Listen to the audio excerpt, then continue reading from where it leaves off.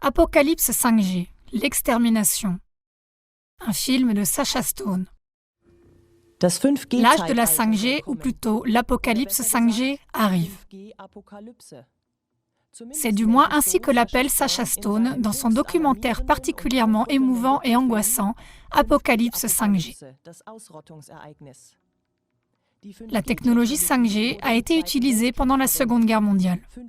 Les fréquences 5G sont des armes militaires offensives. C'est le même rayonnement qui est utilisé dans les systèmes d'armes pour disperser les foules. Est-ce qu'on nous dit la vérité sur la 5G? Que fait réellement la 5G?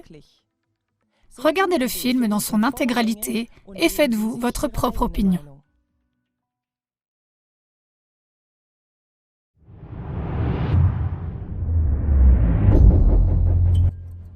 Comment? C'est important de comprendre ce que la 5G fait et ce qu'on nous dit qu'elle fait. Le document sur le IEEE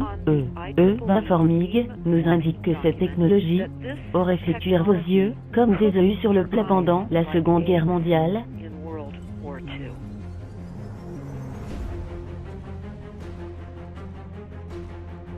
Et nous devons tous comprendre que ce sont des armes militaires, ce sont des fréquences offensives.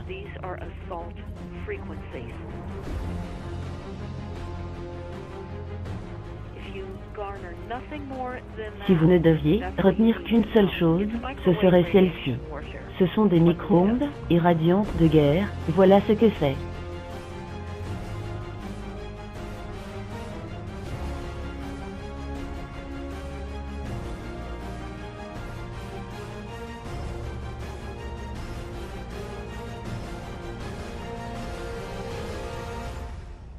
C'est une menace réelle pour le peuple et la planète. Mesdames et messieurs, veuillez accueillir le président de la Commission fédérale des communications, Tom Wheeler, la Commission fédérale des communications, le FCC, l'agence gouvernementale des USA qui régule les spectres de fréquences et prépare le terrain pour la course à la 5G. C'est un honneur d'être ici, au National Press Club, la première génération de réseaux sans fil, 1G, était la voix. La deuxième génération de G a permis, à la fois, de parler et d'écrire des textos. La troisième génération 3G, l'Internet de manière limitée, et la technologie 4G d'aujourd'hui a achevé cette migration digitale. Mais si quiconque vous dit qu'il connaît les détails de ce que la 5G va devenir, fuyez. This video is brought to you by the number 5 and the letter G. And pretty soon, everything else will be too.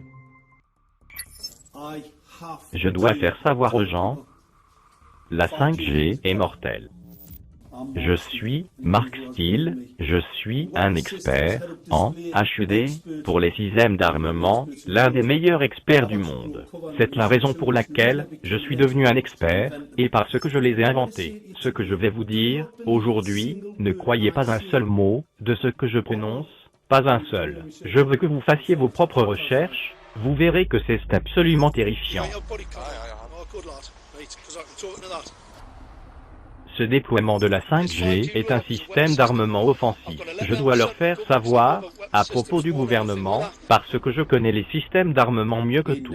En Grande-Bretagne, dans une ville du nom de Gateshead au nord de l'Angleterre, un scientifique de là-bas appelé Mark Steele a très activement et publiquement mis en garde les gens à propos des effets des lampadaires LED municipaux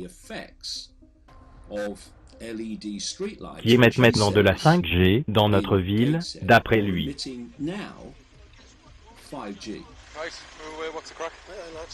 Je veux juste échanger quelques mots à propos de ces travaux municipaux pour remplacer ces transmetteurs sur des lumières qui sont nocives.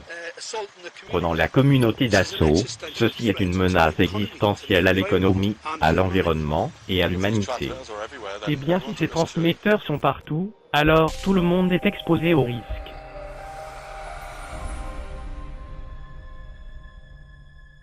Il y a beaucoup de confusion à propos de ce qu'est la 5G. Le G, signifie génération. Donc on a démarré avec le premier système de transmission. Dans les années 80, on a la 1G, puis la 2G, et tandis que les générations évoluaient, on a commencé à avoir davantage de systèmes à signaux complexes, des designs d'antennes, etc. Donc oui, ça conduit à plus de données, plus rapides, des téléchargements plus rapides, etc. Toutefois, la 5G est quelque chose de complètement différent.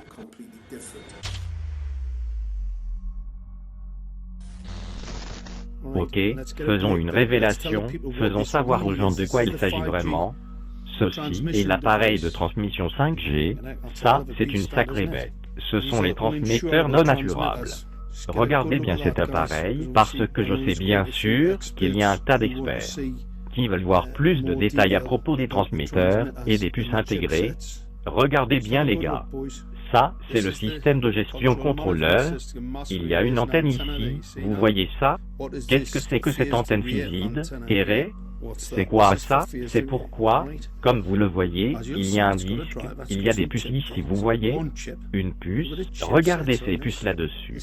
Voilà votre monde, contre utopie. Qu'est-ce que la municipalité de notre ville dit? Je vais vous dire ce que j'en pense. On ferait mieux de renvoyer certains de ces ânes, éduqués à l'école, ou juste les envoyer en prison. Le plus facile des deux, la prison est sûrement mieux, ok? Voilà la 5G. Il faut considérer dans son intégralité le rôle joué par l'électricité dans la nature.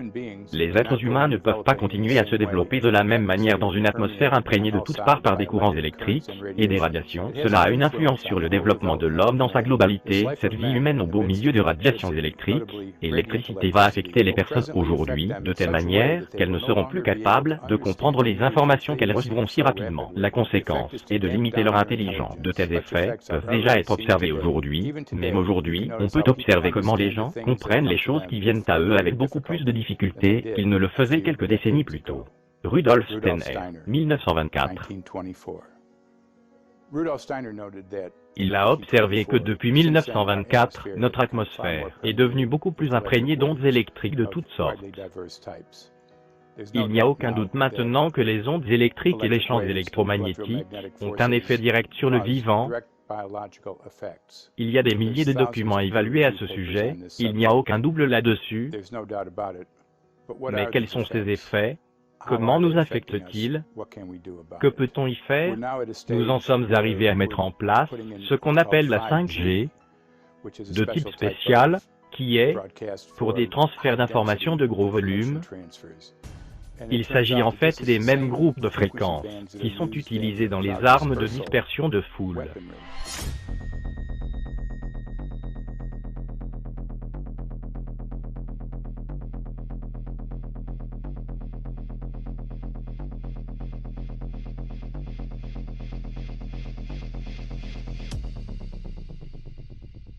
La 5G est avant tout de la densification, donc il s'agit d'avoir beaucoup plus de transmetteurs à proche distance de la population.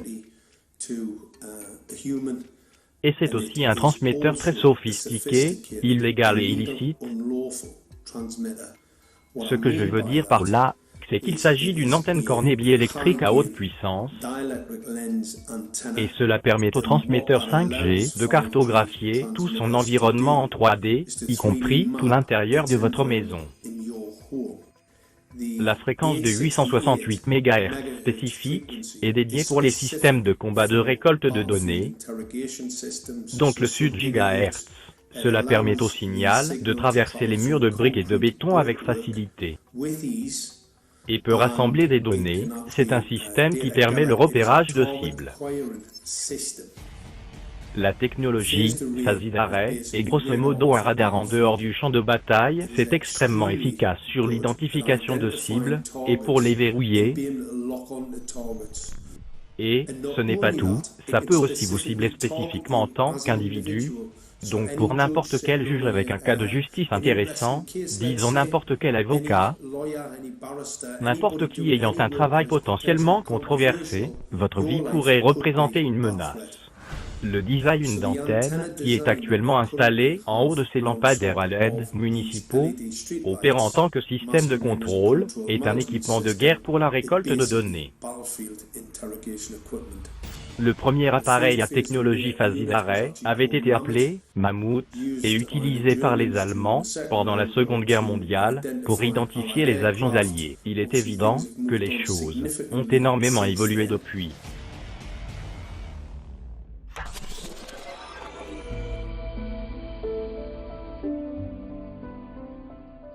J'ai rejoint la Marine royale en 1960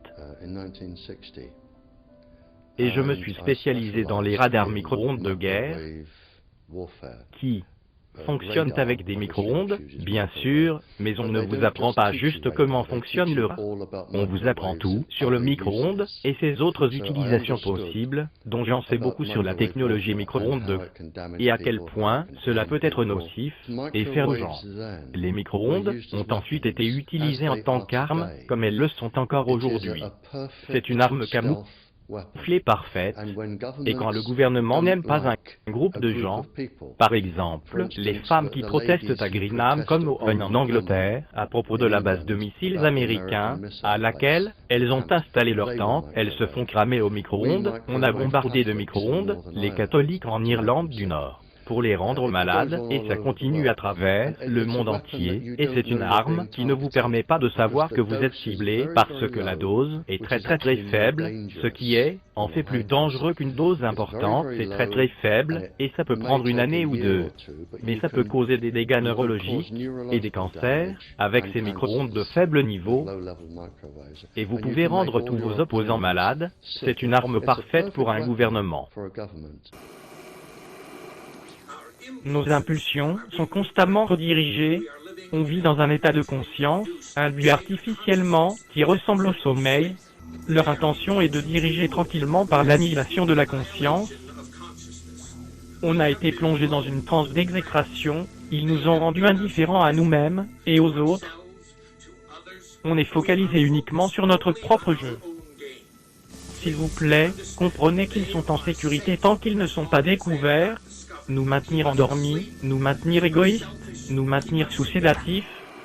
Un voisin est venu frapper à la porte quasiment immédiatement, parlant d'enfants en train de saigner du nez. J'ai posté des images sur Facebook, et un voisin en particulier est venu à ma porte et a mentionné le fait que depuis que les lampadaires à LED avaient été installés dans la rue, elles saignaient du nez toutes les nuits. J'ai trouvé ça incroyable. J'ai parlé à une autre voisine qui habitait près de cette première dame qui a mentionné cela. Et elle a également confirmé que depuis l'installation de ces lampadaires à LED, elle a aussi commencé à avoir des saignements de nez et n'en avait jamais eu de toute sa vie auparavant. Cela m'a décidé à enquêter davantage. J'ai mesuré les niveaux de radiation de micro-ondes depuis des transmetteurs au-dessus de lampadaires à LED municipaux, comparé au basique 868 MHz. C'était beaucoup plus fort que l'actuelle résolution 1815 du Conseil de l'Europe qui autorise un maximum de 600 MV. J'ai mesuré jusqu'à 3000 millivolts, 5 à 6 fois plus fort que la puissance indiquée, beaucoup plus fort que l'actuelle résolution 1815 du Conseil de l'Europe, qui indique que 2000 millivolts devrait être le maximum. Le rapport Bio-Initiative indique que ça devrait être bien inférieur à ça, donc au Conseil de l'Europe, vous savez, la Cour de crime internationale, qui a indiqué que, vous savez, la jurisprudence a dit que 200 millivolts est le maximum, et dans la chambre à coucher de notre ville, je mesurais minimum 600 à jusqu'à 4000 millivolts. Est-ce que ça signifie qu'en 2020-2021, quand la 5G sera destinée à être déployée partout, qu'on aura ce genre de mesures partout et tout le temps, pire que ça? La 5G va déployer l'interconnexion d'Internet et des objets. Si quelque chose peut se connecter, elle sera dans un monde de 5G. Des centaines de milliards de micropuces seront connectés dans des produits, allant des boîtes de médicaments aux arroseurs de plantes, demandant un déploiement massif de points d'antenne relais. On n'attendra pas la mise en place de standards. Pour mettre en place tout cela, le déploiement de la 5G va requérir énormément d'infrastructures. Nous devons oublier la notion selon laquelle la 5G serait uniquement disponible dans les zones urbaines.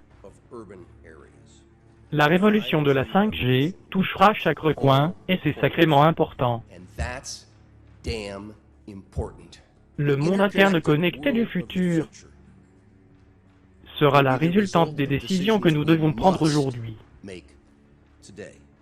2 ans plus tard, EMF Blackwood Act pour déploiement des petites installations de communication sans fil standardise les permis, les frais, les utilisations autorisées et autres régulations. Le problème principal face à nous aujourd'hui est, voici le rapport du Sénat 637 et le rapport du Sénat 894. Le premier rédigé par le sénateur Hune et le second par le sénateur Knox. Nous allons inviter les 4 premiers témoins en soutien de la législation. David Lewis and Andy Emerson with AT&T, Neil Krevda with Verizon, and Frank Iacovetti Jr. with T-Mobile. So be straight with me. Soyez honnête avec moi. Is it true? Est-ce que c'est vrai? Ça se pourrait bien, c'est-à-dire qu'il y a eu ce petit incident en Leva. Il n'y a aucune preuve scientifique du tout. Écoutez, messieurs, pratiquez ces mots devant le miroir.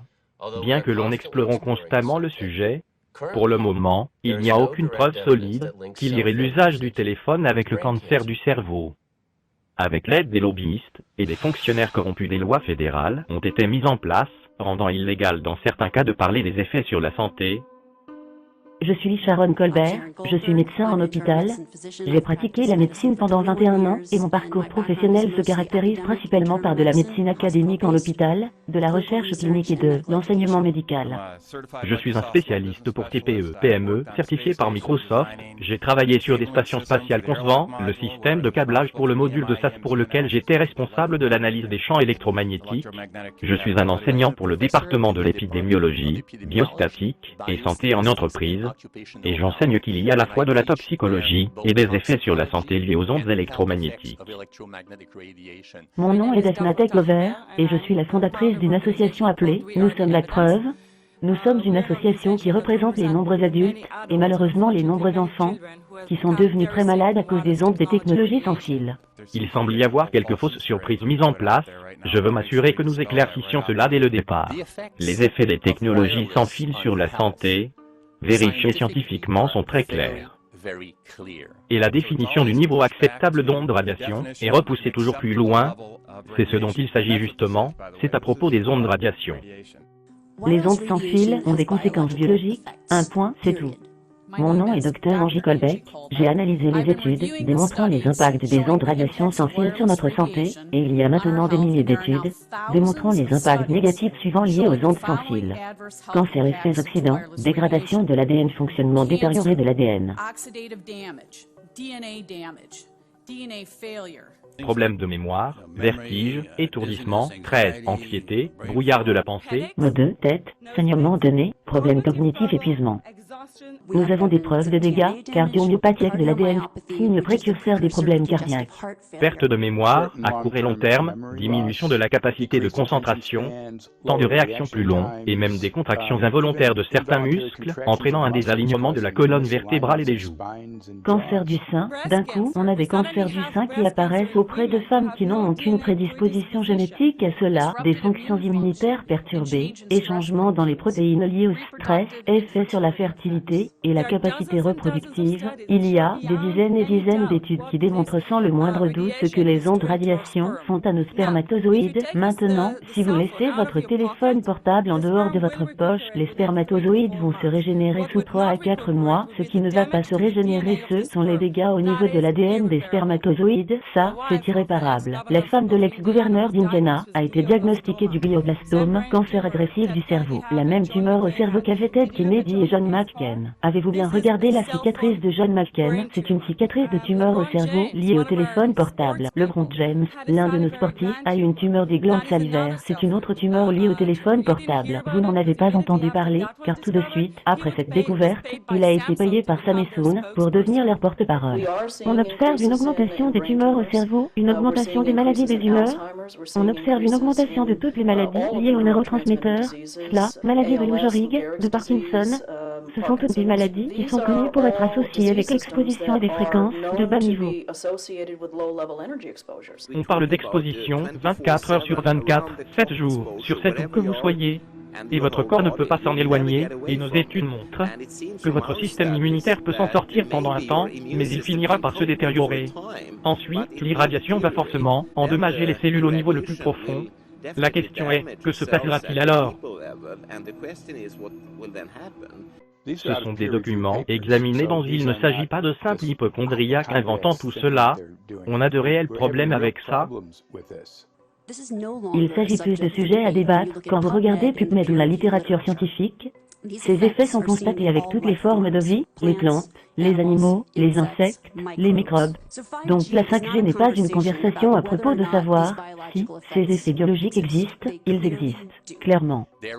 Il y a des preuves scientifiques tellement fortes que vous pouvez être certain que les standards utilisés par la FCC, Commission fédérale des communications, pour gérer les effets sur la santé sont erronés. On doit commencer à mesurer la quantité de radiation à laquelle les gens sont exposés avant de déployer la 5G. Il y a 4 types de champs électromagnétiques qui sont identifiés comme nocifs pour les êtres humains. Ce sont les fréquences radio, les champs magnétiques, l'électricité sale et les champs électriques. Notre exposition, toute personne et tout être humain est affecté par le SEM, champs électromagnétiques. Quelle est notre exposition? Une journée. Ce n'est pas un téléphone portable, ce sont plusieurs téléphones portables, ce sont de multiples réseaux sans fil, des compteurs intelligents, Linky et autres, des tours d'antenne, c'est ce sandwich, et tout se cumule. Les données que nous allons avoir sont toutes des études scientifiques publiées, ou les résultats de tests, ou des standards publics officiels. Tout en bas de l'échelle de radiation, de ce qu'on appelle densité de puissance, se trouve le niveau minimum auquel les téléphones portables fonctionnent, qui a été découvert comme étant 0,2 milliards d'un microwatt par centimètre carré. Les épines de pin se dégradaient prématurément à 0,000027, avec une exposition à court terme de 0,05. Les enfants âgés entre 8 et 17 ans ont vécu des maux de tête, des irritations, des difficultés de concentration et des problèmes de comportement. 0,1 est la biologie, c'est-à-dire les directives en biologie pour les préoccupations les plus importantes. 1,0 a produit une fragmentation de l'ADN des spermatozoïdes et une réduction de la viabilité des spermatozoïdes in vitro. Aussi à 1,0, la science montre que les effets corporels suivants peuvent se produire: maux de tête, vertige, fatigue, insomnie, douleur à la poitrine, difficultés respiratoires et indigestion. 2,5 a révélé un taux de calcium, un métabolisme et des cellules des muscles du cœur altérées. 4,0 changement au sein de l'hippocampe, affectant la mémoire cérébrale et la capacité d'apprentissage. Et à 6,0 des dégâts au niveau de l'ADN des cellules. Où sont les compteurs intelligents dans cette liste? L'Institut du courant électrique a mesuré en décembre 2010 un simple compteur intelligent de type Linky, avec des pulsations allant jusqu'à 7,93 microwatts par centimètre carré. Nos propres tests sont indiqués environ 8,0 avec un compteur. Ces tests sont effectués à distance rapprochée, environ 30 cm de distance du compteur, mais le lit d'un nourrisson pourrait se trouver juste de l'autre côté du mur de là, où se trouve le compteur, ou le groupe de compteurs. Even though there are all these known health effects at levels far lower, Switzerland, Liechtenstein, and Luxembourg see fit to set the standard at 9.5. And China, Poland, and Russia, 10.0. C'est le même niveau qui a provoqué des altérations du comportement, produisant des réflexes défensifs après 30 minutes d'exposition. Une pièce de 12 compteurs intelligents, un nombre tout à fait commun voire faible pour un immeuble d'appartement, a été testé à 19,8 microwatts par centimètre carré. C'est des centaines de fois plus puissant que les niveaux qui indiquent clairement des effets nocifs. Comment des fournisseurs, eau, gaz, électricité et les gouvernements peuvent-ils s'en tirer en obligeant l'installation de ces appareils à tout le monde? Voilà comment, aux USA et dans d'autres pays développés, la limite de sécurité est définie entre 600 et 1000, le microwatt, par centimètre carré. Cette pseudo-limite de sécurité est littéralement des dizaines de milliers de fois plus haute que les niveaux qui montrent des dégâts sur la santé, d'après des tests scientifiques vérifiés et publiés. Information du Congrès. Internet plus rapide, de meilleure qualité, plus fiable, C'est la promesse de la technologie 5G, mais il y a aussi du danger. Du danger. Des dangers de santé en lien avec les radiofréquences,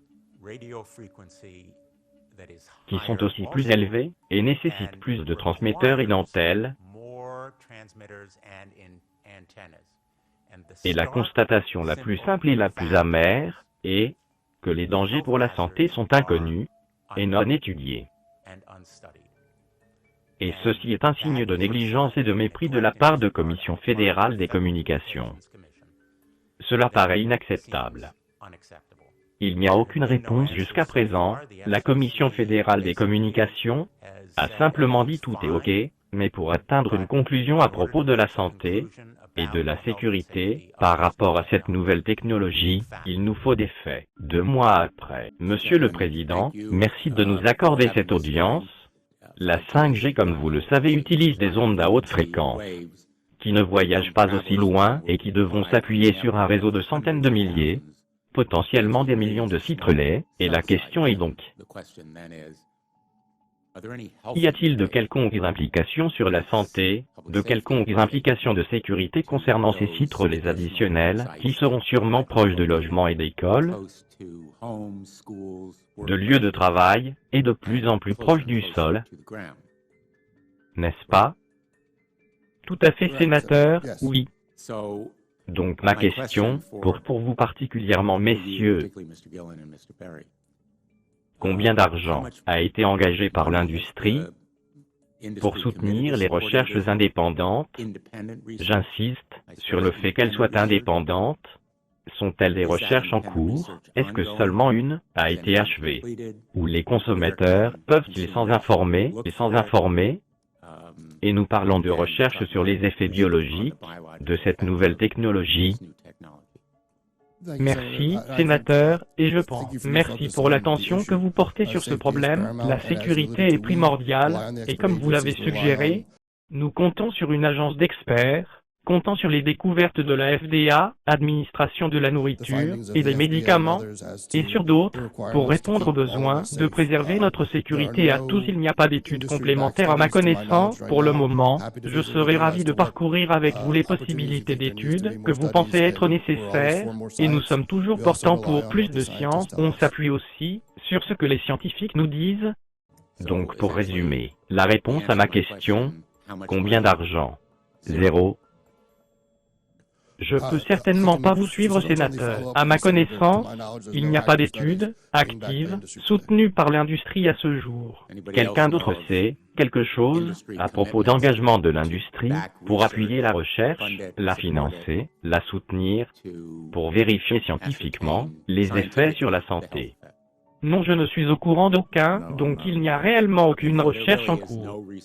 C'est comme si on volait à l'aveugle ici, pour autant que la santé et la sécurité sont concernées.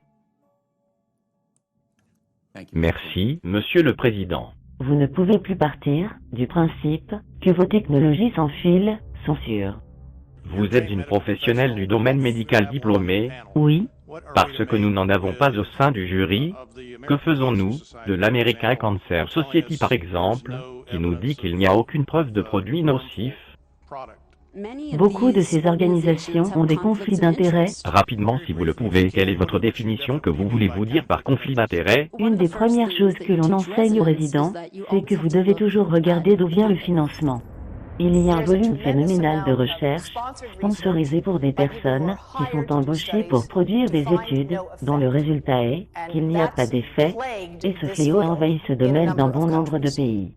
Les travaux sur les radiations de radiofréquence que nous avons effectués étaient subventionnés par Motorola. La relation était vraiment très cordiale et détendue, mais seulement jusqu'à ce que nous commencions à générer des données. Ces personnes devinrent extrêmement contrariées et ont commencé à parler de comment ils allaient gérer ça. Quel genre de tournure pouvons-nous donner à ceci? Que pouvons-nous attendre de ceci? Et depuis ce moment, la relation a changé. Ce que nous avons constaté est que Motorola a commencé à exercer de plus en plus de contrôle sur le travail effectué, nous disant quoi faire, nous disant comment écrire des résumés, quoi dire dans les résumés, que dire dans les documents, Comment effectuer le travail? Non, ne faites pas ça. Oui, faites-le plutôt comme ça. C'était inacceptable. J'avais achevé notre étude sur les dommages ADN et j'ai soumis le rapport final à Motorola. Ils ne voulaient simplement pas accepter mon interprétation de mon étude, mon évaluation de mon étude, mes connaissances scientifiques en somme, et ils m'ont vivement conseillé de ne pas publier l'étude. Avez-vous entendu des personnes venant se plaindre auprès de vous, se sentant malades? Nous avons été informés de plaintes sur la santé, après l'installation de compteurs intelligents, et nous voulions vérifier cela par nous-mêmes, avec nos compétences sur les champs humains, dont j'ai mesuré le champ environ de 30 personnes différentes, tandis qu'elles se tenaient à environ 30 cm en face du compteur intelligent, et dans chacun des cas sans exception, le champ d'énergie humain était anéanti, lorsqu'elles se tenaient devant le compteur intelligent. Ce que nous voyons sur les premiers slides sont des cellules normales et la structure des cellules est intacte et saine. C'est ce que nous aurions attendu d'un échantillon normal. Donc après 2 minutes d'exposition devant le compteur intelligent à environ 30 cm de distance, c'est une histoire totalement différente qu'on observe. Échantillon, numéro 1, on peut voir beaucoup de dégradation dans les cellules, les parois cellulaires en étaient brisées et on voit des changements dans ces cellules appelées mycoplasma. On observe une mutation de la cellule. Dans la seconde échantillon, on observe un différent type de dégradation au niveau de la membrane de la cellule. On peut voir une ondulation ici, on appelle ça formation d'un bouchon de bouteille, et ce phénomène est connu pour se produire lorsqu'il y a oxydation ou exposition à des radicaux libres. Et ce troisième sujet, quand on a prélevé ces échantillons, elle a dû se reculer du compteur après 45 secondes, car elle se plaignait de sévères maux de tête croissants. Et ici, on observe un phénomène appelé rouleau, où la cellule rouge du sang, elle s'empile, rendant très difficile pour le sang d'apporter de l'oxygène au tissu, comme il le devrait normalement le faire. Chacune d'entre elles est dégradée. Chacune d'entre elles représente un trauma pour les cellules du sang, et cela provient de quelque chose. Et la seule variable était le compteur intelligent. La bonne nouvelle dans tout ça, c'est que le patient et le sang peuvent retrouver un état normal, une fois qu'ils ont été mis à l'écart des influences de ces facteurs de stress.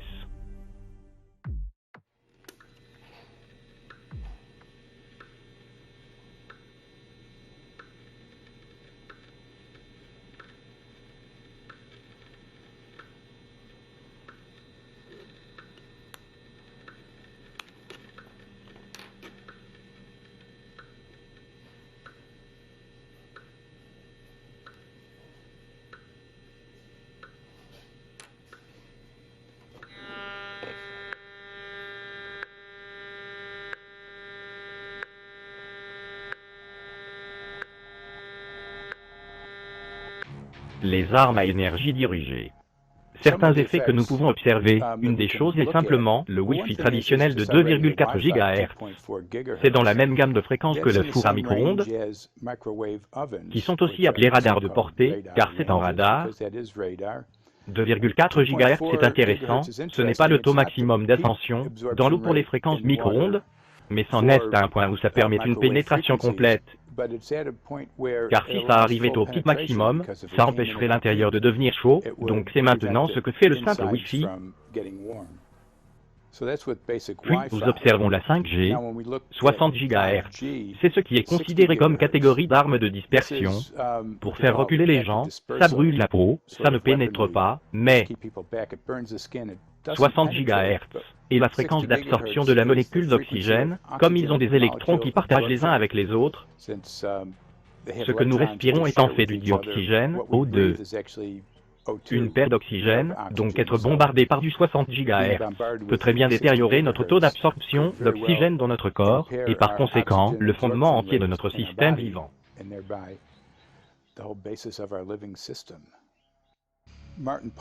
Martin Paul dit que mettre en place des dizaines de millions d'antennes 5G sans le moindre test biologique de sécurité ne peut qu'être l'idée la plus stupide que personne n'ait jamais eue dans l'histoire du monde entier.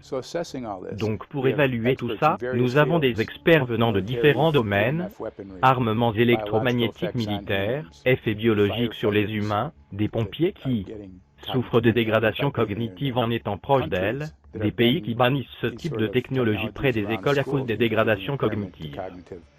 Mettons cela en lumière face à ce que Rudolf Steiner disait en 1924 à propos de simples radios causant des dégradations des fonctions cognitives sur les gens. Ils peuvent recevoir des infos du monde entier, mais ils ne peuvent pas les comprendre aussi bien à cause des effets de l'électricité. Il faut dire quelque chose sans le roussi sinistre ici. Avec la 5e génération, c'est complètement une autre catégorie, ça n'utilise pas la même technologie, il bascule vers une technologie d'onde millimétrique de catégorie militaire, et quand on observe cette technologie, et si on regarde les rapports d'ARPA, Agence pour Projet de Recherche Défense Avancée, ça ressemble au brevet que l'armée des USA a enterré à propos de ce qu'ils peuvent faire avec des armes psychologiques, toutes sortes de choses, contrôle des foules, déni actif, tout ce qui peut vous venir à l'esprit là-dessus, et ce qu'ils peuvent faire avec la 5G, donc n'importe quel type d'application militaire, que vous pouvez imaginer, qui comprend une base électromagnétique, ils peuvent le faire avec la 5G, et y mettre ça en place, à travers toute la population. Mesdames et messieurs, le président des États-Unis. Bonsoir mes compatriotes américains. Au sein des membres du gouvernement, nous devons nous protéger face à l'acquisition d'influences malvenues, qu'elles soient volontaires ou non, le complexe militaro-industriel. Le potentiel pour une montée désastreuse de pouvoir mal placé existe et persistera. Nous ne devons jamais laisser le poids de ces choses mettre en danger nos libertés ou tout processus démocratique. La FCC, Commission fédérale des communications, a stratégiquement détourné le système légal et mis au silence toute menace potentielle au déploiement des infrastructures pour la 5G. La FCC est une agence sous emprise, elle est responsable de ce que je pensais être la plus grande imposture jamais créée envers le peuple.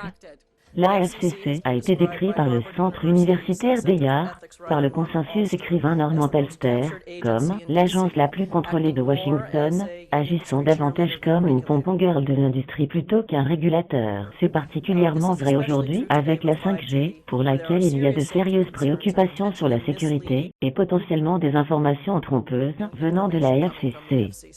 Par exemple, le précédent président de la FCC est Tom Wheeler. Il était à la tête de l'association pour le lobby du sans-fil pendant 14 ans et maintenant rappelez-vous qu'Obama disait qu'il n'y aurait aucun lobbyiste au sein de son administration, donc il a pris le plus gros lobby et l'a placé à la tête de la FCC. Et c'est sacrément important. En 1993, l'AFC s'est conjointement avec l'IEEE, Institut d'ingénierie électrique et électronique, a fait passer une régulation déterminant le standard actuel pour les limites autorisées de radiation de champs électromagnétiques. En 1993, l'AFCC a commencé à faire sa loi pour adopter les régulations de l'IEEE à ce sujet. L'IEEE est une association d'ingénieurs. Comment se fait-il qu'on adopte les régulations d'ingénieurs qui savent peut-être bien comment mesurer ces radiations quand elles passent à travers le mur, mais pas quand elles passent à travers un corps humain? Toutes nos agences de santé s'y sont opposées, disant que ça n'avait aucun sens d'adopter une régulation d'ingénieurs, qu'ils n'avaient même pas une seule personne du domaine biomédical dans leur équipe. Ils se battent effectivement contre vent et marée pour éviter les poursuites judiciaires liées aux effets sur la santé, quand les limites autorisées deviennent plus élevées que les limites qui montrent des effets nocifs sur la santé. Les directives de la FCC ont été créées pour des expositions à court terme, 6 minutes, 30 minutes en fonction de si c'est un téléphone ou une exposition à l'extérieur, et ils ne trouvent absolument aucune relation avec les effets biologiques qui ont été clairement synthétisés dans la bioinitiative. Comme vous pouvez le voir, nous avons bon nombre d'individus dans cette pièce aujourd'hui qui ont de sérieuses préoccupations à ce sujet concernant leur santé. Si l'une de vos entreprises décide de mettre en place un de ces sites relais, placés dans les 15 mètres d'une de leurs maisons, quels recours ont-ils? Peuvent-ils demander s'il y a moyen de la déplacer ailleurs? Il y a des tests qui permettent aux autorités d'obliger l'entreprise demandeuse de présenter un certificat de conformité avec les régulations de la FCC par rapport aux émissions de radiofréquences. Notez bien qu'une demande refusée ou un refus de demande de permis que vous pouvez demander va finir par pointer à nouveau vers les niveaux autorisés déterminés par la FCC, mais pas le PA, Agence de protection de l'environnement, pas le CDC, Centre de contrôle et de prévention des maladies, ce qui gère normalement les risques pour la santé, mais par la FCC, qui est remplie d'anciens membres de l'industrie des télécommunications. C'est un renard qui garde le poulailler. C'est un fait que la majorité des compagnies d'assurance n'indemniseront pas ce qui est lié aux SEM, champs électromagnétiques. Les entreprises de télécommunications du monde entier avertissent leurs investisseurs de coûts potentiels majeurs liés aux risques réels ou supposés des pollutions par le SEM provenant de leurs produits. Curieusement, ils avertissent leurs investisseurs, mais ne disent rien aux consommateurs, ils restent simplement discrets, car c'est de là que l'argent vient. Donc on utilise une technologie qui peut être potentiellement nocive pour nous, et les investisseurs le savent, mais leur seul souci est qu'ils pourraient perdre de l'argent, et que notre santé peut être affectée. Premièrement, je pense que ce que vous devriez vraiment vous demander est pourquoi ne sont-ils pas assurés? Ils choisissent pas de se assurer. Ils sont rejetés par les compagnies d'assurance parce qu'elles comprennent le risque. Donc les compagnies d'assurance, les grandes compagnies d'assurance, n'assureront pas tout ce qui est télécommunications. Alors, il y a des compagnies d'assurance. Et il y a ensuite ce qu'on appelle des compagnies d'assurance secondaires. Les compagnies d'assurance secondaires sont les compagnies d'assurance qui assurent les compagnies d'assurance. Donc si une compagnie d'assurance, disons que j'assure Verizon, et elle ne sera peut-être pas à mesure d'être en droit d'être assurée, alors, la compagnie d'assurance secondaire entre en jeu comme Lloyd's London. Oui, exactement, Lloyd's London et SVCA sont deux leaders de compagnies d'assurance secondaires. Toutes les deux ont dit aux compagnies d'assurance de ne pas assurer l'industrie du sans-fil, et voilà pourquoi ils ne sont pas assurés. Et ceci devrait vous mettre la puce à l'oreille. C'est précisément ce pourquoi ils doivent empêcher des poursuites judiciaires liées à la santé. Et comment empêchent-ils les poursuites judiciaires? Cela fait référence à la section 704. En 1996, le président Clinton a signé l'acte des télécommunications pour l'intégrer à la loi. La section 704 de cet acte décrète qu'aucun risque pour l'environnement ou la santé ne peut interférer avec la mise en place des équipements de télécommunication.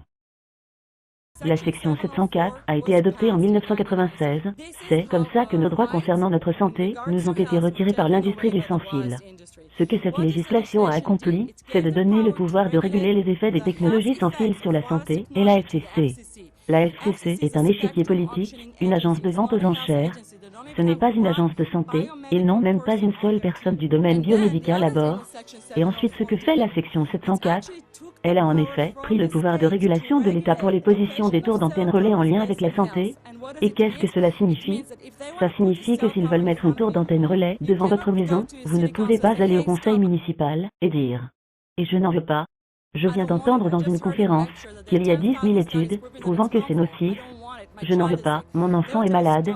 Ils vous diront stop, vous n'avez pas le droit de mentionner ceci au conseil municipal, car la section 704 dit que si vous le faites et que la demande est rejetée, la ville sera poursuivie en justice, peut-être poursuivie en justice par l'industrie du sans-fil. En 1999, la FDA et NTP ont mené une étude de 16 ans, 30 millions de dollars, examinant les effets des radiations des champs électromagnétiques. En 2016, un rapport partiel a été publié. Une étude majeure du gouvernement américain sur les rats établit un lien entre les téléphones portables et le cancer. La première étude gouvernementale faisant le lien entre les radiations des téléphones portables et le cancer.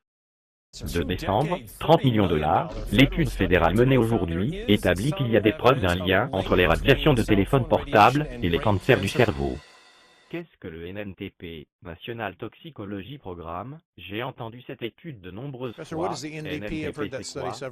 C'est une étude de 25 millions de dollars sur les rats et souris, qui était supposée prouver qu'il n'y avait aucun effet anormal venant des radiations, et au final, ça a prouvé exactement le contraire, et ça succède deux études majeures sur les animaux qui indiquent exactement la même chose. Et cette étude a été parfaitement conçue, de manière à s'assurer qu'elle ne peut pas être contestée. Elle n'aura pas l'ombre d'un doute. Voilà pourquoi ça leur a pris 14 ans. C'est comme ça qu'ils empêchent une discussion sur la santé. Et pourquoi voudraient-ils empêcher une discussion sur la santé s'il n'y a aucun problème lié à la santé? En clair, la FCC n'est absolument pas préparée, incapable, et possiblement ne voulant pas surveiller la 5G pour la sécurité, même si ça arrive droit sur nous. Il se repose encore sur de vieilles définitions et solutions depuis longtemps réfutées par la science. Et pour couronner le tout, de récentes réglementations de la FCC et de nombreuses autres déclarations des confrères de l'industrie ont été adoptées au niveau étatique et fédéral entre 2016 et 2018. ont supprimé les dernières possibilités pour les États et les villes de réexaminer l'installation d'infrastructures, juste au moment où nous en avions le plus besoin. Quand ces premières études ont été menées, il y a des années, personne ne connaissait l'importance du microbiome, le rôle du microbiome et du système immunitaire et encore moins le rôle du microbiote au sein de notre cerveau, qui sont des microbes qui restent normalement à l'intérieur de notre cerveau, dont l'influence sur le fonctionnement du cerveau est juste immense, quelle que soit la manière de le concevoir. Après tout, peu importe les microbes, moins on a de microbes, mieux c'est. Eh bien, on sait maintenant que ce n'est absolument pas le cas. Les microbes sont vraiment essentiels pour le développement et le fonctionnement de tous nos organes et systèmes. Notre système immunitaire est basé sur les microbes présents dans notre ventre et notre cerveau aussi, puisque les microbes influencent ses fonctions.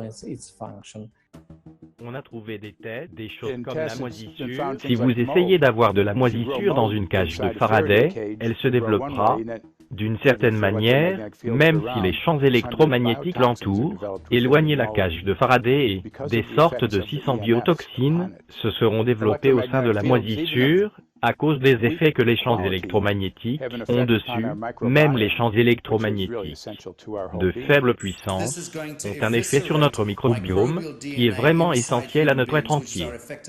C'est ce qui va se débarrasser de l'ADN microbien au sein des êtres humains, ce qui est notre système de fonctionnement efficace, numéro 1. Donc ça pourrait ne pas impacter l'ADN humain dans les expériences de laboratoire pour le moment, et ils disent d'ailleurs que ça n'impacte pas l'ADN humain, mais étant donné que l'ADN humain représente moins des 1% de l'ADN cellulaire dans le corps humain, le reste de l'ADN est microbien, et nous savons que cela va anéantir l'ADN microbien et donc nous parlons d'un anéantissement du système de fonctionnement des êtres humains. Exactement, je n'aurais moi-même pas su le formuler mieux que ça. Good morning, Mr. Brandt. Wow, this is Amanda from Virginia. Hi, how are you? Hi, I've been trying to get a hold of you for months now. You guys are covering up chemtrails. No, we are not covering it. We have no reason to cover up chemtrails. Of course, you have every reason to cover it up. Every reason. It's called What losing your reasons job. would that be? Oh, well, you personally, you would lose your job if you were to reveal anything to me, and it's probably unsafe for you to even be speaking about this, No, considering it's not the types of individuals you work for. It's not unsafe. It is unsafe. There's no problem with us talking on. You're a citizen. You're making a complaint. Oh, Lord, have mercy on my soul. It's a complaint in an area that we don't have authority to regulate.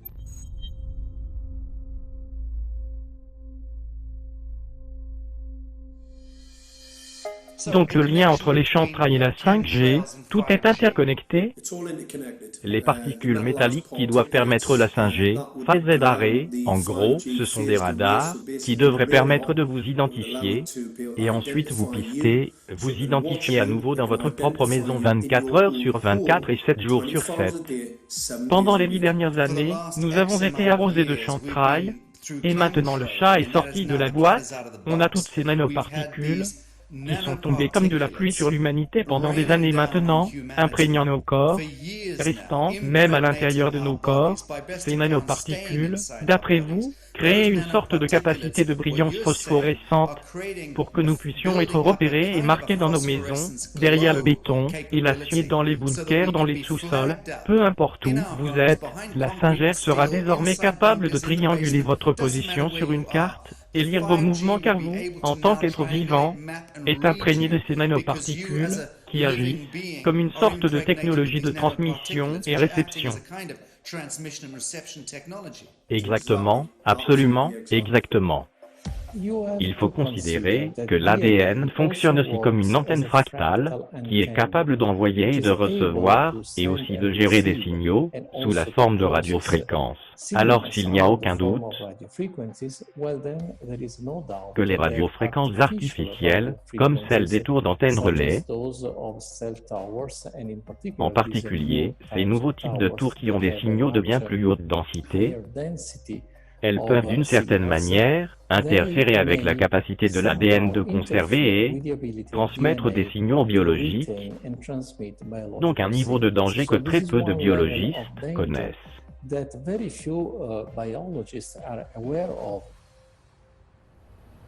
Quels efforts ont été mis en œuvre pour répondre à La plupart des gens qui sont ici le sont par rapport à des risques sur la santé. Y a-t-il eu un quelconque dialogue? Y a-t-il eu des études qui ont été évaluées en rapport avec ce sujet? Peut-être toutes les personnes qui ont des préoccupations vis-à-vis des lois n'ont pas été invitées à la table? Ok, donc de votre point de vue, vous estimez qu'un temps légitime et suffisant a été donné pour évaluer les données par le parti opposant. Tout à fait, et je ne mettrai pas en avant quelque chose en lequel je ne croirais pas, et je vais vous dire comment je l'ai mentionné un peu plus tôt, et ça a été commenté à de multiples reprises au sein du jury ici présent. Ceci est vraiment une problématique de développement économique. Nos enfants de 3 ans sont révoltés quand on sort de l'allée en voiture et qui n'ont plus la possibilité d'accéder au Wi-Fi.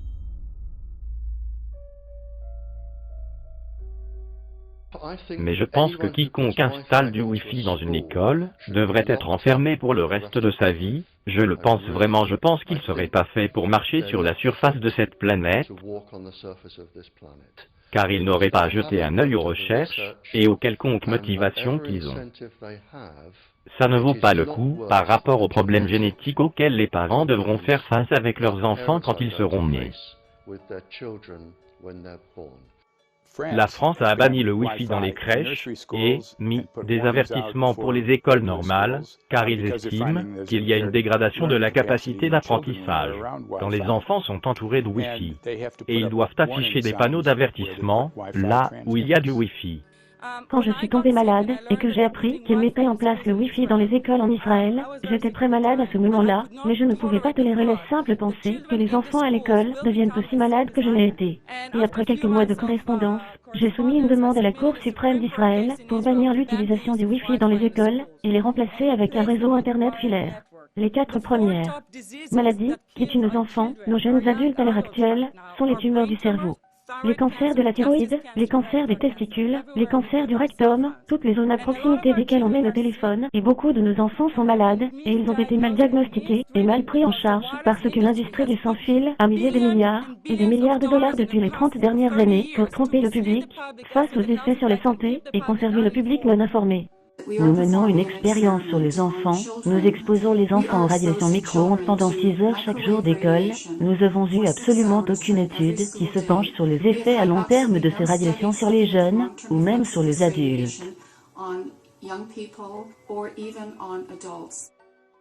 Un volume considérable de recherches montre que les corps et les cerveaux en cours de développement des enfants sont bien plus affectés que les adultes, et il y a des signes très clairs de lien entre l'augmentation des champs électromagnétiques et l'autisme.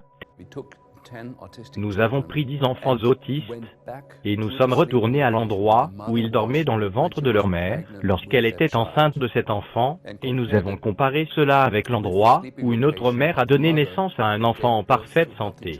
Nous avons 10 mères dans ce groupe, et 10 mères dans l'autre groupe, et dans le groupe des enfants autistes, nous avons découvert que les mesures que nous avions sur l'exposition au micro-ondes étaient élevées, comparées au groupe avec les enfants qui étaient normaux. Le fœtus est affecté. L'exposition aux champs électromagnétiques artificiels est devenue le facteur numéro 1 qui n'a jamais pu être isolé pour l'autisme, et qui peut prédire l'autisme. La 5e génération de technologie sans fil, ou 5G, tandis qu'elle se déploie mondialement, sans test de sécurité, laissez-moi répéter ça, sans aucun test de sécurité, et combien nous avons de scientifiques, de docteurs, et d'organisateurs environnementaux qui disent « Arrêtez ça ». Parce qu'en termes d'effet des radiations sans fil, la science est dans le coup. Les radiations et ondes sans fil peuvent amener le cancer, comme des tumeurs au cœur, au cerveau, et des dégâts au niveau de l'ADN.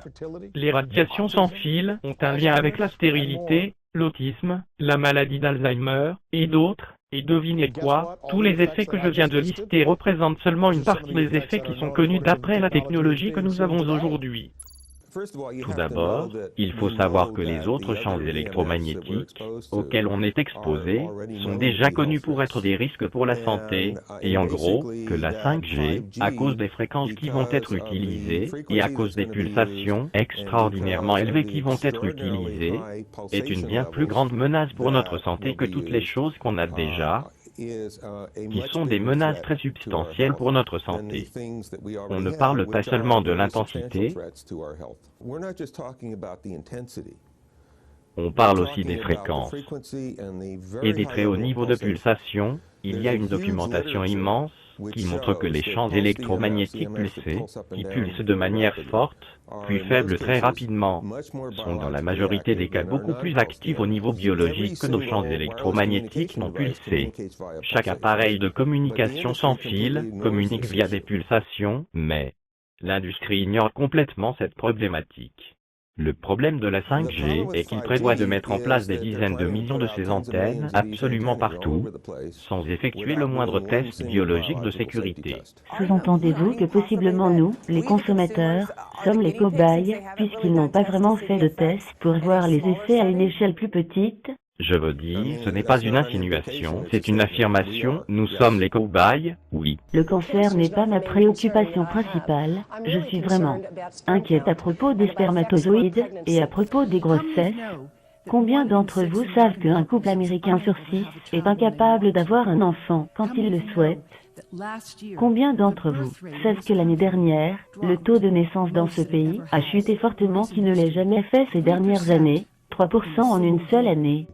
On observe les spermatozoïdes à proximité des téléphones portables, et vos spermatozoïdes devraient nager, et normalement ils nagent tout droit, mais s'ils sont exposés à des ondes basses fréquences de téléphone, ils nagent en cercle.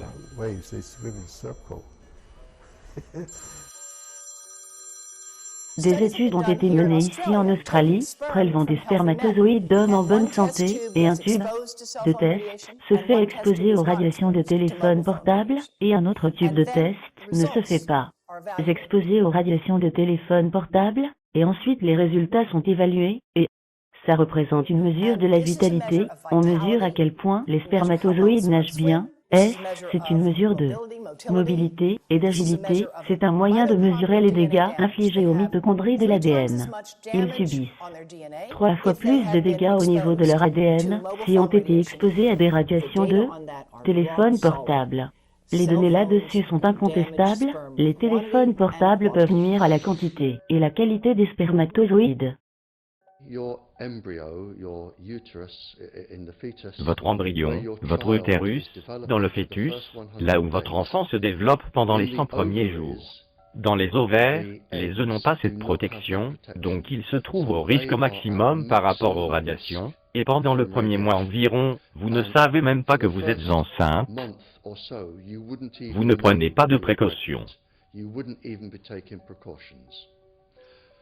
Voilà la zone de danger principale, donc vous donnez naissance à une fille, mais ses ovaires sont maintenant contaminés, elle est peut-être normale,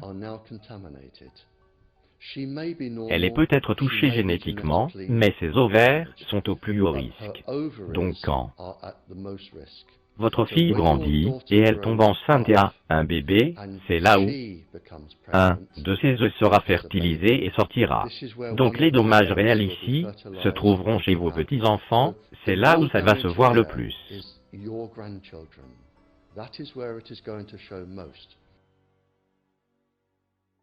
Pensez-vous qu'il y ait une chance qu'au sein de la 3e génération de filles, elles pourraient être irréversiblement stériles? Pas au sein de la 3e génération, mais au sein de la 5e génération, et pour les humains, cela représenterait avant les 150 ans bien sûr. Il est ensuite trop tard pour dire que vous êtes désolé, et c'est vraiment trop tard pour dire stop. Il y a une tonne de documentation, je veux dire, on parle de milliers de documents, publiés au sein de la littérature scientifique, avec parfois aucun d'entre eux qui ne soit reconnu comme documentation officielle par les autorités, ou équivalent. Donc je pense qu'il est grand temps d'avoir une compilation indépendante de données telles que cela avait été fait en août 2007 sous la forme d'un rapport BioInitiative, duquel j'étais l'un des auteurs, et ensuite, on rassemble environ 2000 sources scientifiques dans un peu plus de 600 pages qui disent clairement que si, par exemple, vous êtes un rat, ou une souris, ou une cellule, ou une molécule, vous ne devriez assurément pas vous exposer à ça, et en même temps, nous avons cette expérience grandeur nature qui utilise nos propres enfants. Un cas intéressant. John Peterson est un ingénieur en télécommunications à Sydney en Australie, un homme très brillant. Pendant 20 ans, John a testé le système Digito Telstra. Avec le temps, il a réalisé les dangers des radiations électromagnétiques. Ça perturbe le système bioélectrique de votre corps, c'est-à-dire votre cerveau, votre système nerveux, comment vos muscles communiquent. Il a tenté de nous avertir de ces effets en passant par différentes agences, par son entreprise. Nous sommes allés à Lotus Garrett et nous l'avons mesuré et avons fait un rapport, et à chaque fois, il a été immédiatement supprimé. En 2007, enfin, il prit les choses en main, il a réquisitionné un tank militaire britannique et est allé détruire 6 tours d'antennes relais pour téléphone portable à Sydney en Australie, car il voulait arrêter ça. Il essayait de faire passer un message. Vous savez, nous avons élu ces personnes pour gérer nos infrastructures d'une manière responsable, et c'est censé être le but fondamental du gouvernement si seulement il existe, et s'il ne fait pas ça alors, il n'a aucun droit, il est invalide, alors nous devons abattre ces infrastructures, il le faut vraiment, pour réussir cela je veux dire, on peut pas simplement devenir de violents terroristes domestiques, il faut amener cette prise de conscience aux gens, que ces tours leur font du mal, on n'a pas besoin de débit aussi rapide, et ils ne le font pas pour qu'on puisse télécharger des films rapidement, ils le font pour qu'ils puissent pister votre moindre mouvement, et amener ce système d'accréditation dans le but de contrôler tout ce que vous pensez. Histoire d'une dame nommée Claire Edwards, elle était membre du gouvernement des USA, et elle donnait des avertissements sur les dangers potentiellement catastrophiques de la technologie 5G. J'ai amené le problème au secrétaire général des USA, Antonio Guterres. C'est un physicien et un ingénieur en électricité, et il a donné une conférence sur les signaux de télécommunication. Au début de sa carrière, il m'a pourtant assuré qu'il ne savait rien à propos des dangers de la 5G. Les niveaux d'exposition publics actuels sont au moins 1 milliard de milliards. C'est 18,2 fois au-dessus du seuil de radiation naturelle d'après le professeur Roy Johansson de l'Institut de Karolinska en Suède. Les effets biologiques hautement dangereux des champs électromagnétiques ont été documentés par des milliers d'études depuis 1932, indiquant que nous faisons peut-être face à une catastrophe mondiale pour la santé, d'un ordre de grandeur plus important que ce causé par le tabac et les cigarettes. La 5G est conçue pour fournir des radiations électromagnétiques concentrées et focalisées, 100 fois plus fortes que nos niveaux actuels, de la même manière que le font les armes à énergie dirigée. Il y a actuellement un appel international, signé par 237 scientifiques des champs électromagnétiques, venant de 41 pays différents, pressant les Nations Unies, et particulièrement l'Organisation mondiale de la santé, d'exercer son leadership pour promouvoir le développement de plus de directives encourageantes, des mesures de précaution en informant le public des risques considérables pour la santé, particulièrement les risques pour les enfants, et pour le développement du fœtus qui peuvent être fatals. Désolé, car certaines personnes ne connaissent pas bien à ce sujet, on parle du système Wi-Fi. Je suis inquiet, car j'ai mis en place ces appareils dans ma maison et cela je veux dire, j'avoue mon ignorance sur le sujet et nous allons devoir, je vais amener cela à l'Organisation mondiale de la santé, qui, je pense, est l'organisation qui serait capable de gérer ça comme il faut, car je dois l'avouer, je n'étais pas au courant de ce danger.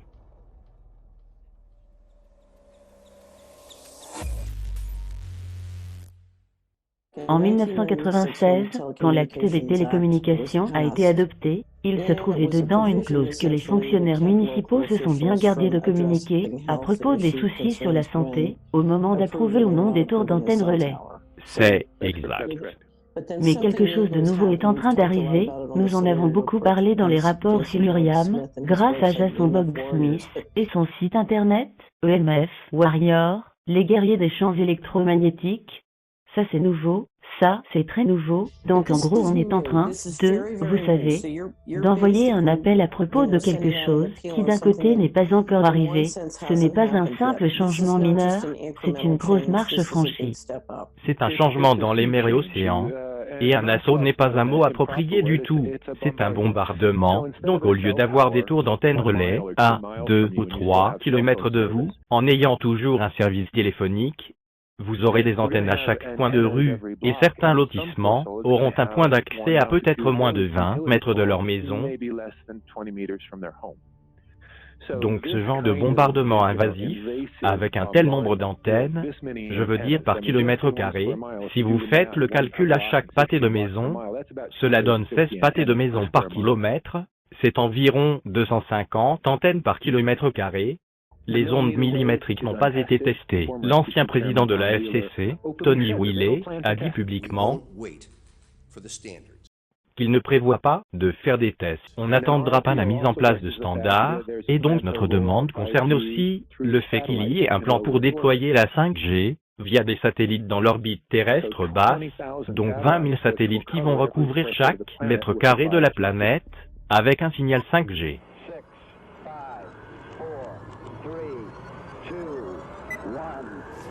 Nuit après nuit, politiciens et autres leaders mondiaux disaient aux Américains que Sputnik a révélé que nous étions en grand danger, pas seulement notre fierté, mais notre sécurité est en jeu. La Russie a décidé de dominer cette toute nouvelle catégorie. Eh bien, je pense que les conséquences sont très claires.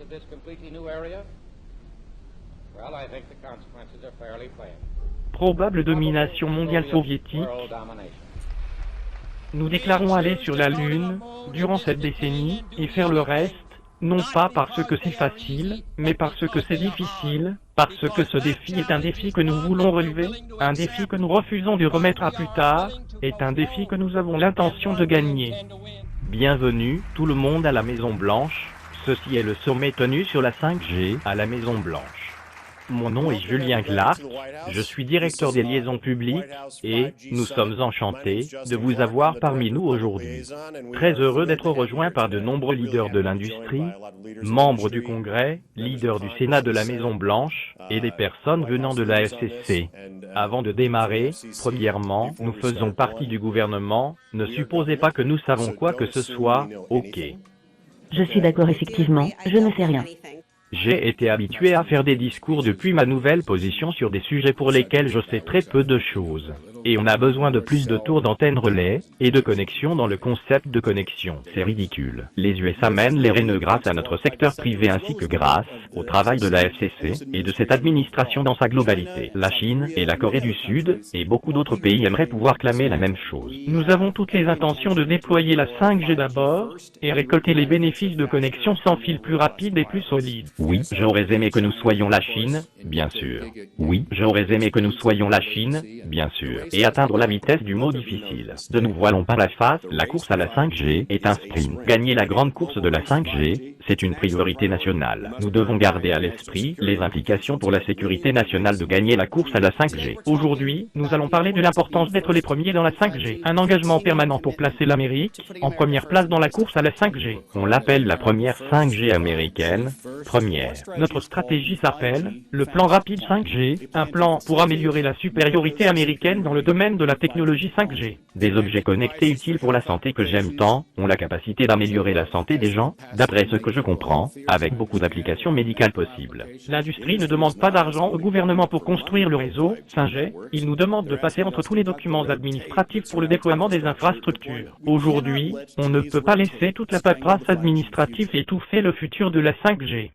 L'administration ralentit et parfois empêche la construction de complexes de réseaux densifiés nécessaires pour la 5G, tandis que nous poursuivons nos efforts pour maintenir le gouvernement en dehors du passage, pour que l'Amérique maintienne sa pole position, pour que l'Amérique gagne la course à la 5G. Un des chemins est celui régulé par le gouvernement, notre chemin est celui du marché libre des entreprises privées. Le temps de la déconstruction créative, de Schumpeter, jamais entendu, le temps de la destruction créative, ça veut simplement dire laissons les choses s'écrouler, le nouveau remplacera l'ancien. Avec la 5G, nous sommes à l'aube d'une nouvelle ère américaine d'innovation, ce qui signifie un monde encore plus connecté pour tout le monde autour de nous, déployant le potentiel de l'intelligence d'Internet et le rendant plus sûr, plus sain et plus durable pour notre futur. Vous savez, on croit tous au 10e amendement mais parfois, il faut passer outre. Le 10e amendement, tout pouvoir non explicitement accordé au gouvernement fédéral américain et non interdit aux États, doit être assigné soit aux États, soit au peuple. Justement, la déclaration de 1996 permet ce genre de dérogation. On n'est pas là pour avoir les mains liées. Parfois, il faut faire ce qu'il y a à faire dans certains de ces États, de ces villes, qui ne veulent pas coopérer et qui veulent nous faire tomber. On ne peut pas laisser les obstacles et les barrières stopper ce mouvement. C'est tout. Et ceci est arrivé au Canada, il y avait des activistes avec qui je travaillais, ils ont dit, tu sais, on a été au-delà de la victoire, la commission publique des fournisseurs a accepté de nous exclure du lot, je dis bravo, diviser, conquérir, ils se sont juste débarrassés des personnes qui émettaient des objections, donc vous savez, ce n'est pas la solution, il faut exclure tout le monde. Une exclusion est un accord, où on paye pour ne pas être touché, c'est participer volontairement à de l'extorsion.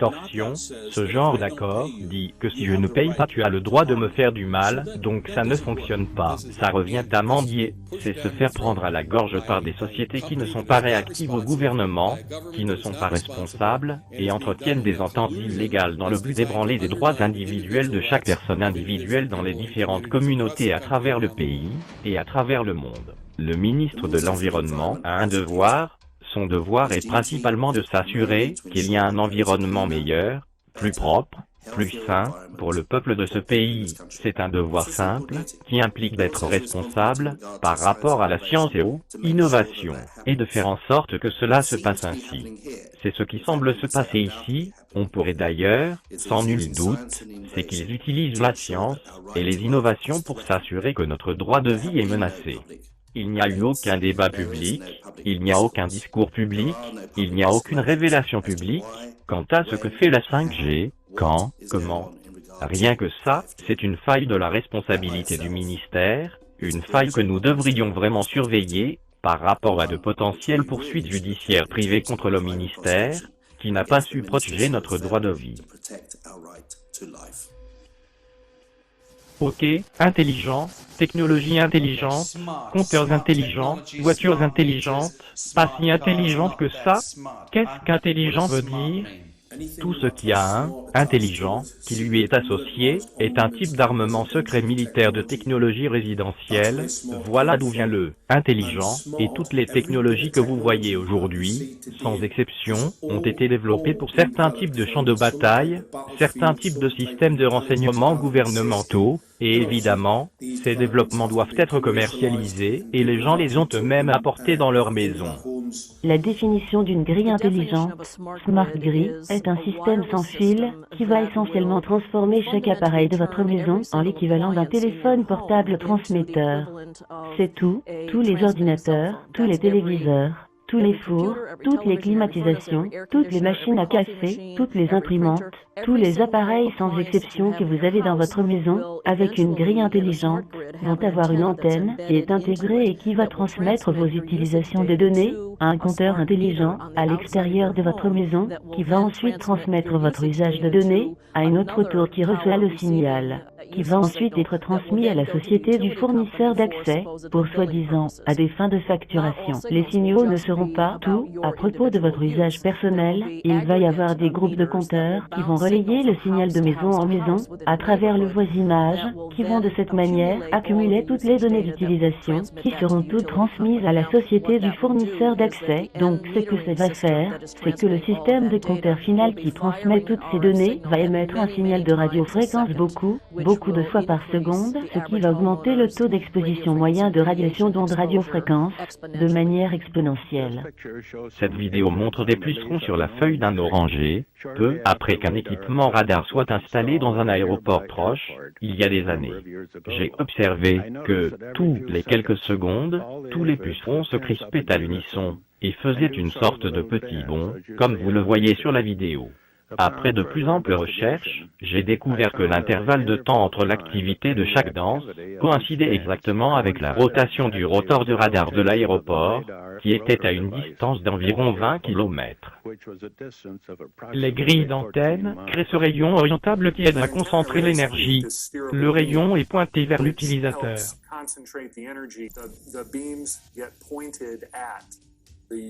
Qu'est-ce qu'un réservoir MIMO, appareil à entrée multiple, sortie multiple, Le gouvernement britannique planifie peut-être 400 000 pour qu'il y ait de la 5G dans tous les moindres recoins du pays, pour qu'on puisse avoir des véhicules autonomes. Croyez-le ou non, toutefois ces transmetteurs, ce sont des radars phasés arrêt avec des signaux qui balayent tout le pays et qui vont tuer tous les pollinisateurs, toutes les structures biologiques, ça va stériliser le bétail, ça va tuer les sols, donc par conséquent, les terrains n'auront plus de valeur, les fermiers mourront, la communauté sera prise d'assaut.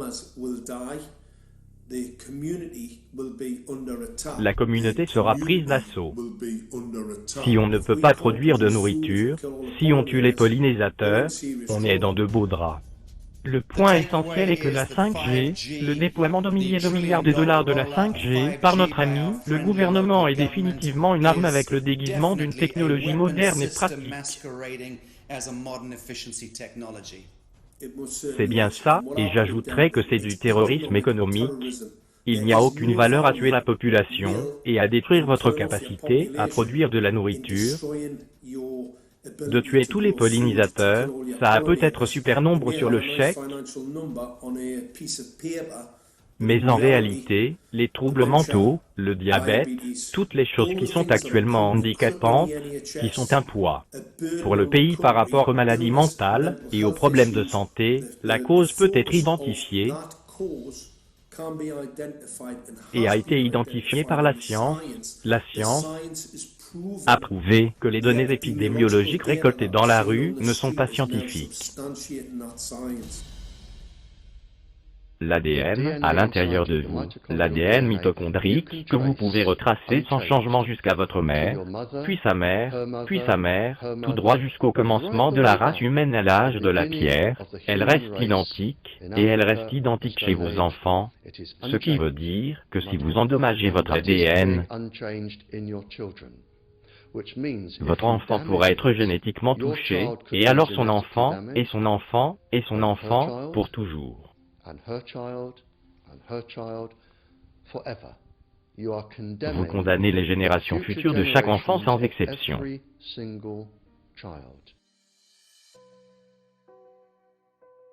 Il y a tout de même une lumière au bout du tunnel, ou bien il y a un rayon d'espoir grâce au principe biologique d'intrication quantique que nous avons appris à exploiter dans le domaine de la médecine biologique. Désormais, nous pouvons transférer les informations de l'ADN microbien vers l'ADN humain, et ce faisant, on peut entraîner pour ainsi dire les microbes pour supporter n'importe quelle condition extrême à laquelle ils sont exposés, y compris cette nouvelle technologie, et de cette manière, on peut les entraîner à transférer leur capacité de résistance à notre ADN. Donc disons qu'il y a de bonnes raisons d'être inquiet à propos de l'implantation de nouvelles technologies. Mais heureusement, puisque les connaissances dans le domaine de la biologie quantique et la médecine microbiome avancent aussi rapidement que le font les technologies potentiellement nocives,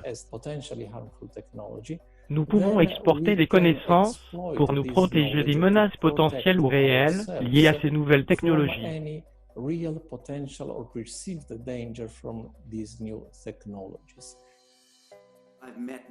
J'ai rencontré des biologistes moléculaires et cellulaires, des hématologues, des experts en développement d'armes, des activistes de première ligne et des chercheurs, et toutes les histoires que me rapportent ces experts et spécialistes mènent vers la même chose. La 5G est très certainement le mot de la fin. C'est un événement final d'extinction amené dans nos maisons, dans nos classes d'école, dans la rue, dans chaque cellule et dans l'ADN de nos corps humains. C'est un tel danger, une telle menace que c'est pratiquement impossible de l'imaginer.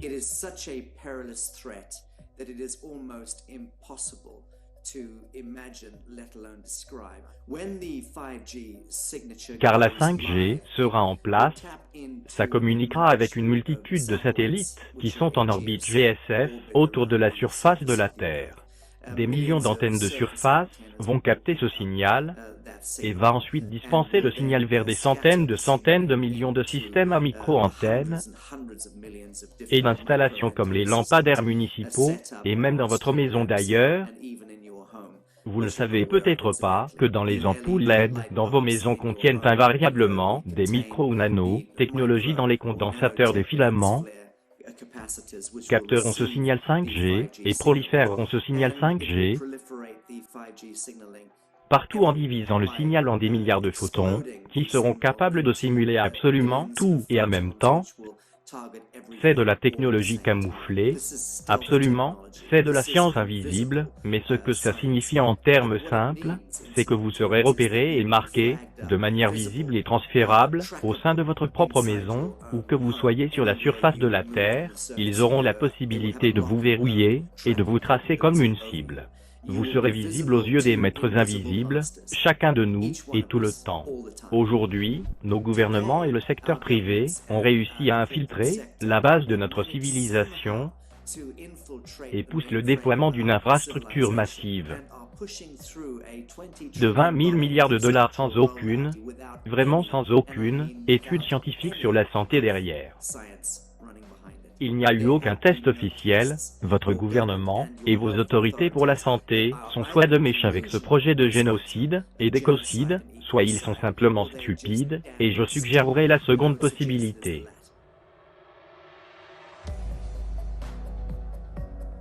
Honte aux experts en technologie et aux électriciens qui approfondissent et participent à développer cette technologie dans nos maisons, dans nos bureaux, dans nos rues. Honte aux législateurs et aux parlementaires et aux troglodytes, aux bureaucrates qui prolifèrent notre société aujourd'hui.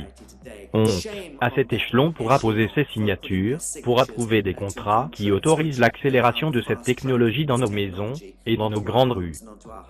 Honte aux parlementaires et à leurs leaderships internationaux qui supportent et autorisent avec leurs signatures et leurs sceaux officiels ce déploiement qui est, sans conteste, la plus grande menace pour l'humanité. Honte à chacun de nous qui restons les bras croisés, plutôt que de se lever, de sortir de nos maisons, d'aller remettre en cause chacune de ces soi-disant autorités qui osent violer nos corps, nos maisons et nos futures générations.